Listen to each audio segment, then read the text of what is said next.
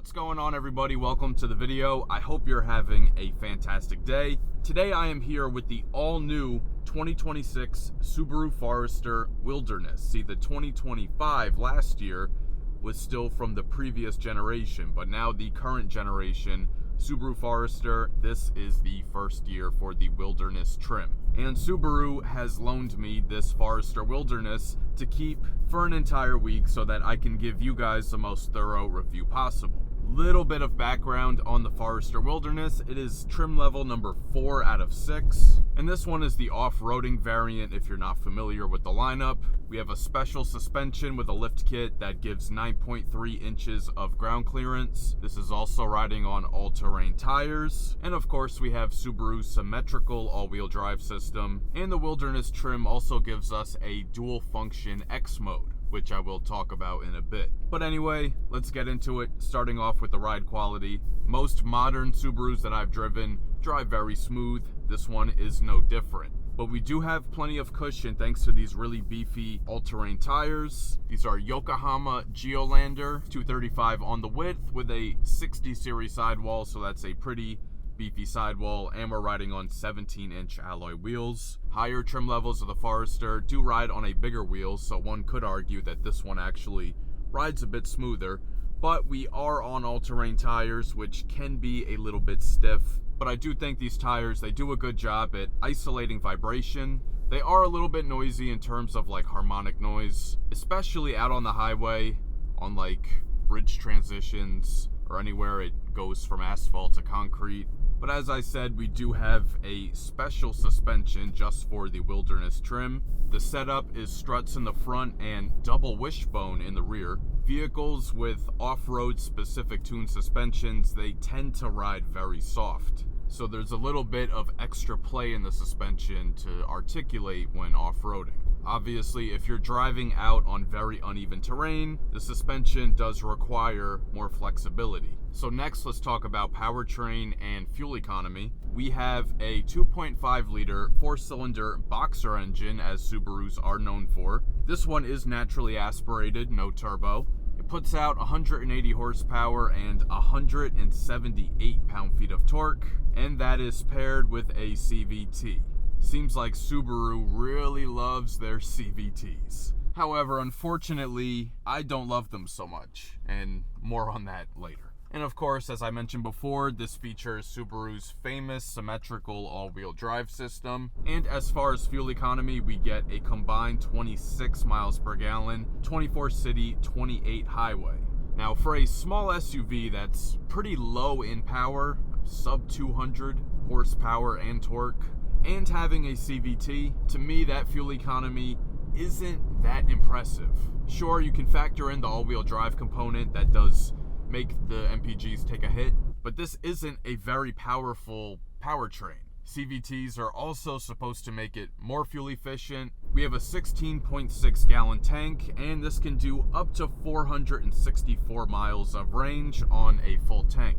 I think the range is okay because we do have a fairly big tank. So far this week I've only been doing local driving, but not a whole lot, just around town. I've used a quarter of a tank of gas, which isn't bad, but again, I haven't driven that much. Next, let's talk about drive mode. So first we have the dual function X mode, and you can make it show up here on the top of the screen. I think it's grayed out while the car is in motion. Okay, now it's back up. So we have our normal mode. Of course, we have the snow and dirt, but then we also have deep snow and mud. So it kind of takes it to another level. So that's the Subaru X mode. We also have the SI drive.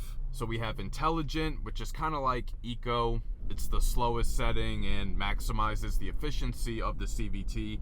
And then we have S or Sport Sharp. And basically that's your sport mode. So now we're gonna head into an acceleration test, and my hopes aren't too high. 0 to 60 is rated at 8.7 seconds. We are gonna be going a little bit uphill, so let's keep that in mind. I'm not gonna be brake torquing it. Most people will never do that. So real world scenario, acceleration from a stop. All right, coming to a complete stop, and let's go.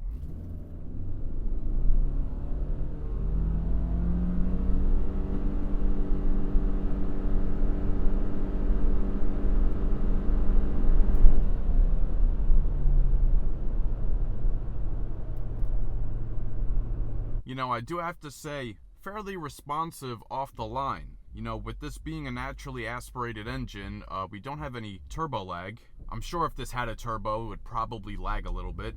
But what I will say about the CVT is that it's actually one of the better continuously variable transmissions that I've tested out. And in comparison to the 2025 Subaru Outback, which I had as a press car back over the summer, this CVT is a lot smoother and a lot more responsive.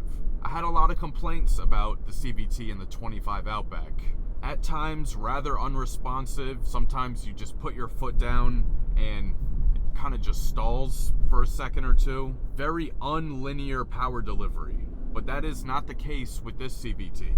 This one does a good job at just remaining constant throughout acceleration, and while the engine paired with the CVT, it does sound rather loud, it doesn't have that really annoying CVT drone noise. And we do have paddle shifters on the back that can be used to kind of simulate gears. If I put it into manual mode, and let's see, let's rev it. Like, with the sound, it does a decent job at simulating gear shifts, but from a performance standpoint, they really don't do anything. And while, of course, I will always prefer an automatic, especially since fuel economy in this isn't great anyway, might as well have one. But the CVT, for what it is, actually isn't that bad. But in terms of performance, the speed, is it fast? Absolutely not. I think, personally, any SUV having under 200 horsepower is just ridiculous at this point here in 2026. I know that Subaru makes very calculated decisions for their products, but there are some things about the vehicle that I think are outdated, and maybe they're still using outdated ideology. Okay, chill, I got it. For one, this being brand new, we're using this rather dated infotainment system. Very laggy, not a huge fan of the upright orientation. I don't think the steering wheel has changed in about 10 years. The figures that this thing puts out just aren't quite up to par with the competition anymore. All right, now we are out here on the highway.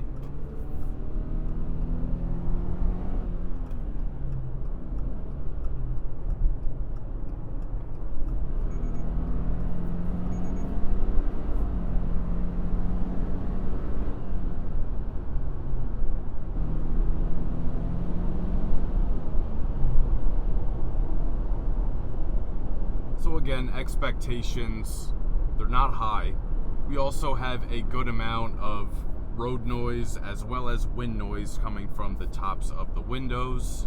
And at the end of the day, this is still an economy vehicle. It's not a luxury car. So the road noise, the wind noise is pretty typical for a vehicle in this category, in this price range. Now, once you get up to cruising speed, the powertrain actually isn't that loud. While accelerating, yes, it gets pretty loud, but once you're up to speed, it mostly gets drowned out from the other noise, which is the wind and the road noise. But that's to make the point that the CVT is not overly annoying out on the highway, and I would say acceleration is just good enough to be passable.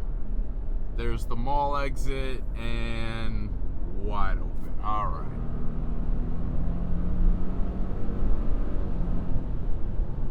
It is still pretty responsive, even off the line, as I showed earlier in the acceleration test. There isn't really any lag with this CVT, so I do think that's a very good thing.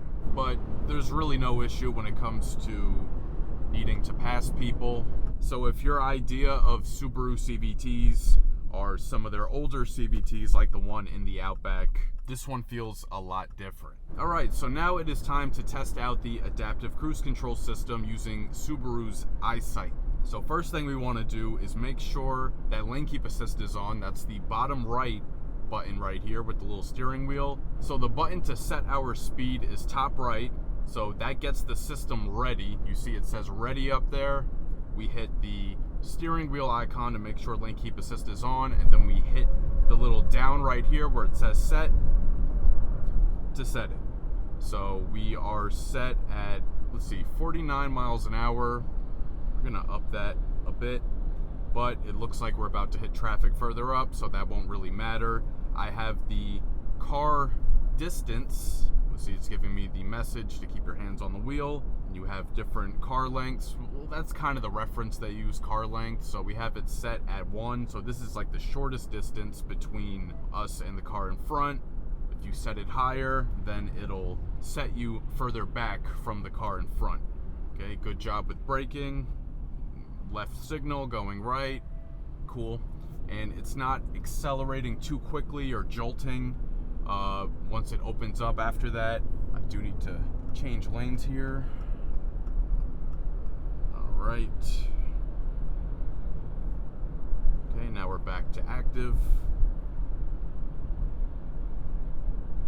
And I like how in the gauge cluster, how there's that little green line above the speedometer, and it shows you where you have your speed set to, and then you can see the needle on the speedometer showing you how fast you're going in relation to how you have it set. It's doing a good job with being centered in the lane, doing a good job with braking, accelerating, and maintaining the distance with the car in front. Although this hands on the wheel message is a bit incessant.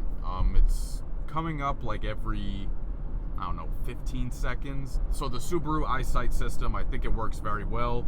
No issues with that. I don't know why you're flashing your lights at me when I'm in the right lane. But yeah, so good cruise control. This 2026 Subaru Forester Wilderness has an optional 9-speaker Harman Kardon audio system that's a part of a $2,200 options package that is available. So if you have to pay an extra $2,200 for this, you're damn right we're gonna listen to it.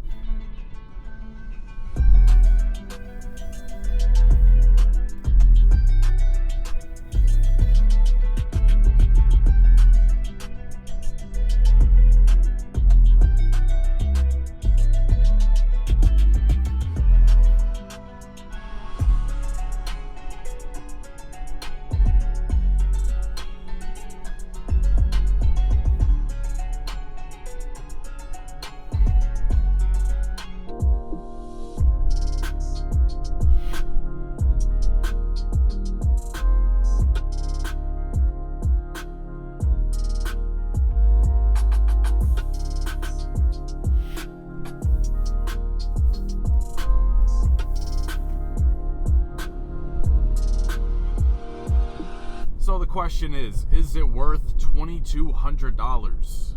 Honestly, maybe. Now that's not all you get for your $2,200. You also get the digital gauge cluster, the upgraded infotainment, along with the power tailgate in the rear. So altogether as a package deal, do I think it's worth the money?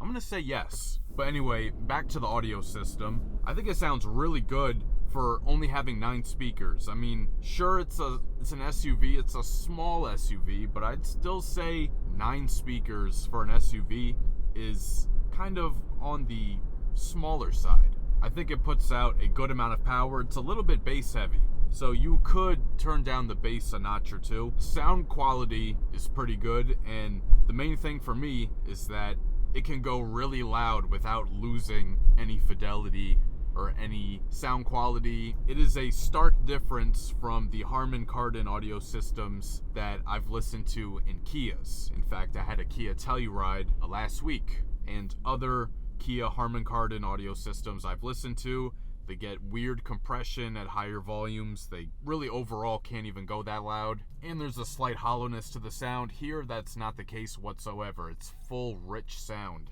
Alright, so now we are out here at the back roads to test out the steering and the handling of the Forester Wilderness. Steering is tuned very nicely. Every Subaru I've ever driven has always had nice weight on the steering.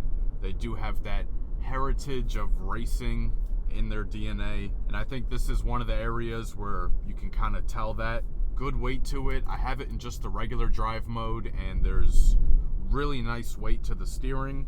Nice and precise, no issues, no slipping, nothing like that. Now as far as the handling, we do have a torque vectoring all-wheel drive system. So what that does is it applies the brake to the inside rear wheel. So in this instance here, on that turn, it was the back left. On this turn right here, it's gonna be the back right wheel that gets the brake applied to it. And doing that, it kind of creates more of a fulcrum for the rest of the vehicle to kind of swing around. It It also helps to reduce body roll because it's putting less force on the outside part of the vehicle. So if you're turning left, the outside part of the vehicle is the right side of the vehicle, and that's where you tend to get the force. And if you're going too quickly on a turn and end up rolling over, it would be to the right if you're turning left, or to the left if you're turning right. However, this isn't a very top-heavy SUV.